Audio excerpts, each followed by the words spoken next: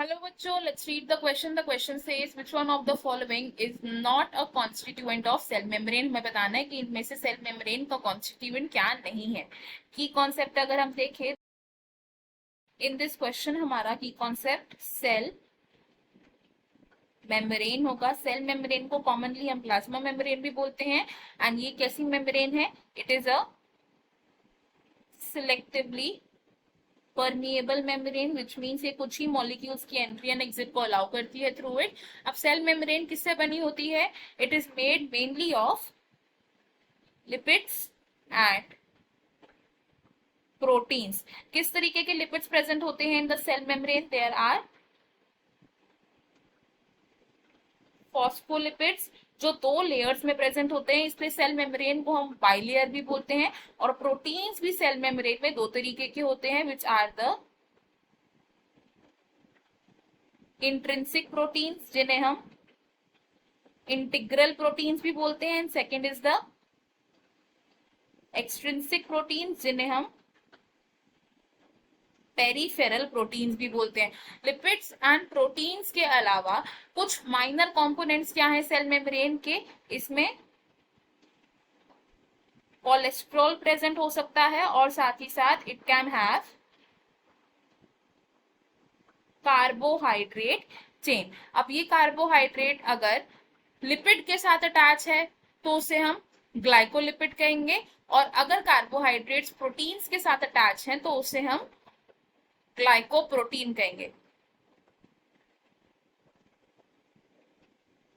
Carbohydrates जैसे कि glucose अगर लिपिड्स के साथ अटैच है तो देन इट इज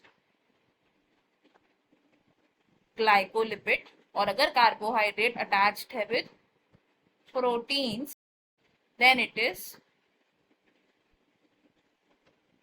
ग्लाइकोप्रोटीन. अब सेल मेम्ब्रेन का अगर हम स्ट्रक्चर समझे बाय अ डायग्राम, तो फॉस्फोलिपिड का जो हेड होता है ये हाइड्रोफिलिक होता है, यानी कि ये आउटर साइड पर प्रेजेंट होता है. एंड इसकी जो टेल होती है ये हाइड्रोफोबिक होती है, इसलिए ये इनर साइड पर प्रेजेंट होती है. एंड फॉस्फोलिपिड्स दो लेयर्स में कुछ इस तरीके से प्रेजेंट होते हैं, इसलिए हम इसे फॉस्फोलिपिड बाइलेयर भी बोलते हैं. तो दिस इज द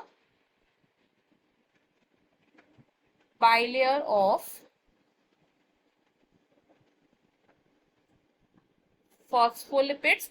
अब इसके अलावा कुछ प्रोटीन मॉलिक्यूल्स भी प्रेजेंट होते हैं. इंटीग्रल प्रोटीन मॉलिक्यूल्स वो होते हैं जो पार्शियली या फुली बरीड होते हैं. This is the integral protein. And जो प्रोटीन सिर्फ सरफेस पर अटैच्ड होते हैं उन्हें हम बोलते हैं पेरिफेरल या फिर एक्सट्रिंसिक प्रोटीन्स. और कोलेस्ट्रॉल की बात करें तो कोलेस्ट्रॉल कुछ अंदर इस तरीके से प्रेजेंट होता है on the inner side of the phospholipid bilayer. This is the cholesterol and carbohydrate chain कुछ इस तरीके से प्रेजेंट होती है यहाँ पर. This is